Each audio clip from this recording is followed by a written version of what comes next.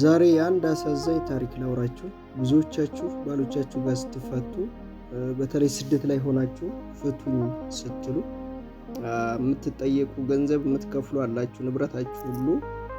ባለፈ ስለ ሴት ነበር ያወራሁት። ዛሬ ደግሞ ስለ ወንዶች ላውራ።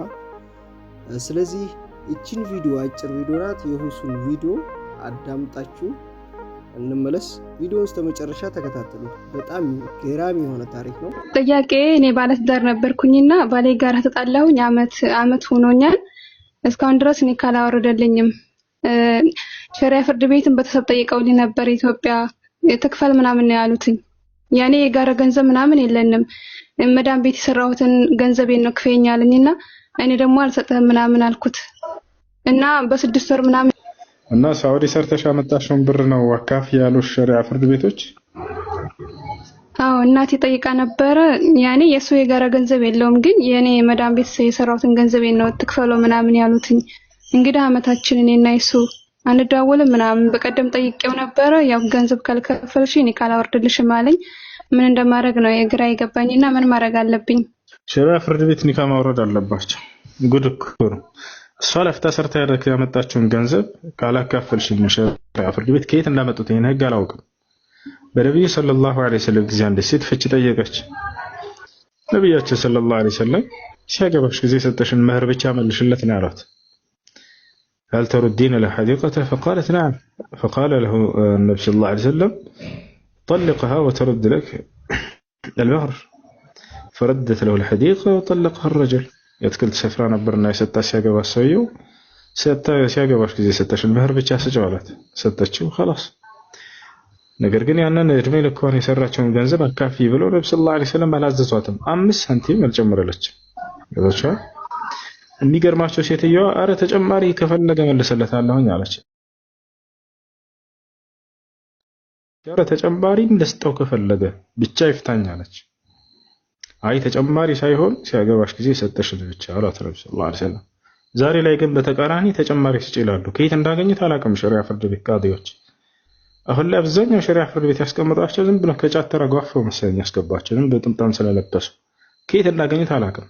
ሴት ልጅ 4 ዓመት 5 ዓመት ሰው ሀገር ላይ ሽንት ቤት ጠርጋ ለፍታ ደክማ የሰው ፊት አይቷት ገርፏት የሰበሰበችውን ገንዘብ ቁጭ ብሎ እዛ እግሩን አማቶ ተቀምጦ ጫዋታን እየቃመ ከዛ እኩል አካፊ ይላሉ። ከየት ነው ያገኙት ይሄን ህግ?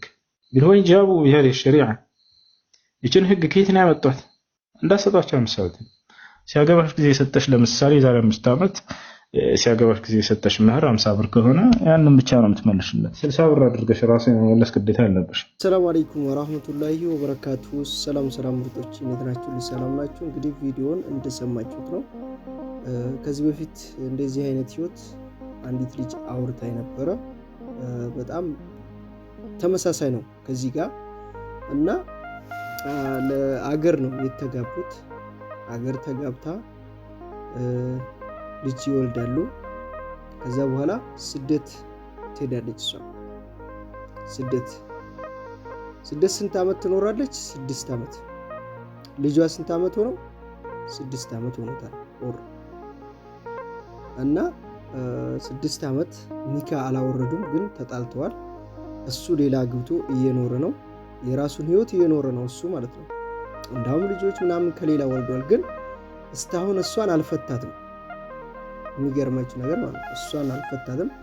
እሷ በቃ ቤቷን ሰራች፣ በቤተሰብ ደረጃ ቤት ሰራች፣ ሁሉ ነገር በቃ ሰርታ አስጨረሰች። ኒካ ስትጠይቅ ሁሌ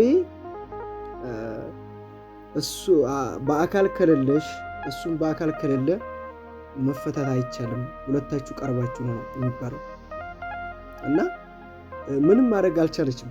የሚገርማችሁ ነገር ማለት ነው እንግዲህ ይሄን ሁሉ አመት ምንም በቃ እሷ የራሷ ህይወት መኖር አልቻለችም፣ እሱ ጋር መማለስ አልቻለችም። አግብቶባታል፣ ኦልሬዲ በጣም ተራርቀዋል። በዛ ምክንያት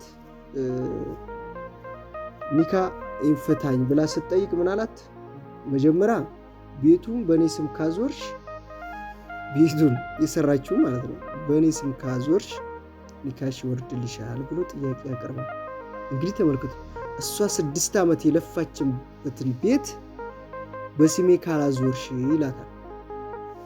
ምን ማለት ነው ይሄ? አሁን ውስጥ አሁን ይሄ ከወንድ ልጅ ይጠበቃል ማለት ሀቃቁ ስናወራ የኔን ኒካ ይዛ ነው የሰራችውና የኔ ቤት ነው እያለ ቤተሰቧን ሁላ ያስፈራራል ማለት ነው።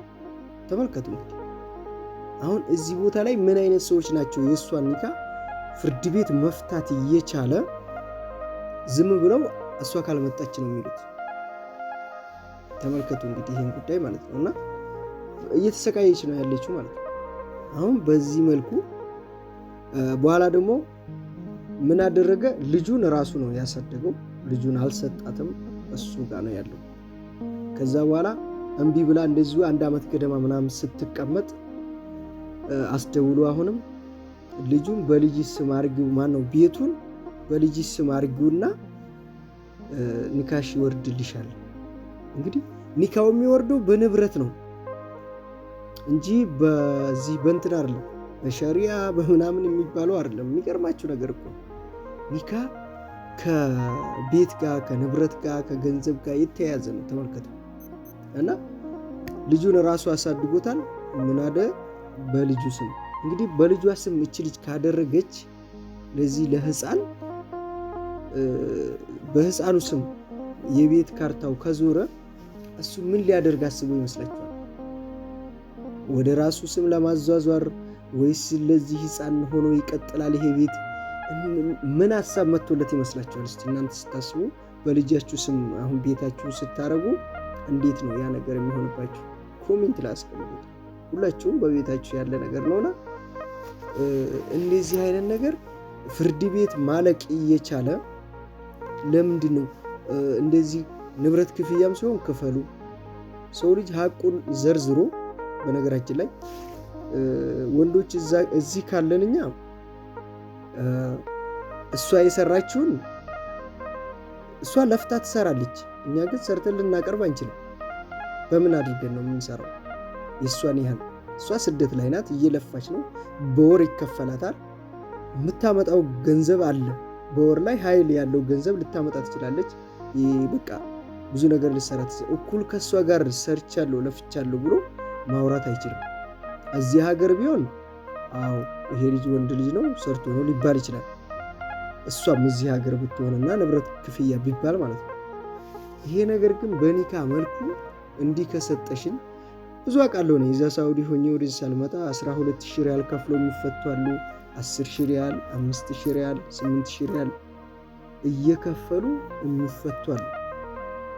የዚህኛይቱ ልጅ ግን ለየት ያለብኝ ይሄን ሁሉ አመት ሸሪዓ ፍርድ ቤት ኒካዋን ማውረድ አቅቷቸው እሱ ንብረት ቤት እሷ የምትሰራውን ቤት እየቆጠረ የእሷ የሰራችውን ቤት የራሱ ማድረግ ፍላጎት ያለው ወንድ እስቲ ምን ይባላል? ቤተሰብም እሱም መናገር አልቻሉም። እንዳውም ያስፈራራል። እናንተ ናችሁ እሷን እንዲህ ያረጋችሁት እናንተ ናችሁ ብሎ እነሱን እንዳውም እንደዚህ ነው የተያያዘው ማለት ነው። እና ይሄን ምን ትሉታላችሁና አሁን እኔ አልደግሞም። እኔ ለእንትኔ ስለሚፈራ ሁሱ ተናግሮታል። ሁሱ በቃ አለ አይደል እዛ ውስጥ የሚሰሩ ሰዎች አሁን ላይ ያሉት ፍርድን አይናቸውን ከፍተው ሳይሆን እንደዚህ አይናቸውን ከፍተው ሳይሆን ጨፍነው ነው መሰለኝ። እንዳውም አልናገርም ብያለሁ። እና በቃ በጣም የምትሰሙት የምታዩት ነገር በጣም ከባድ ነው። እንደዚህ አይነት ነገር ይደርስባችኋል። ሌላውን ተውት። እናንተ ወዳችሁ ፈቅዳችሁ ለቤተሰብ ሳታሳውቁ ቤት ሰርታችሁ ምን ብላችሁ በሱ ስም ወይ ደግሞ በአባቱ ስም እያደረገ ብዙ የተከዳችሁ የተጭበረበራችሁ አላችሁ። ያ እንዳለ ሆኖ ግን ሰው በኒካ ብቻ እንዴት ነው ሰው ንብረት የሚጠየቀው? እስቲ ተመልከቱ። ያ እንግዲህ ቤተሰብ ሳታገናኙ ነገር ሳታረጉ ፍቅር ባለ ሰዓት ንብረታችሁ ሙሉ በሙሉ እሱ ተቆጣጥሮ የሚክዱበት ጊዜ አለ። ሁላችሁ ነው ይሄ በሁላችሁም ቤት ያለ ነውና ያ ሁሉ ነገር እንለፈው። ብዙ አሉ ባዶ ይቀሩ አውርቻቸዋለሁ ከዚህ በፊት እንደዚህ አይነት ህይወት ላይ የወደቁ ቤታቸው ስንት ዓመት ለፍተው ባሌና ቤቴ ብለው እነሱ ቤታችን ብለው የሰሩትን ባዶ ሆኖ ቤተሰብ ጋም ሲሄዱ ቤተሰብ ለባልሽ ስትሰሪ ከርመሽ እዛው እሱ እያሉ ቤተሰብ ከቤተሰብ ውጪ ከባል ውጪ ሆኖ ብዙ የሚያሳዝነው እህቶች አሉ አውቃለሁ። ግን ያ እንዳለ ሆኖ ያ እንኳን ያው ይማሩበታል ይባላል።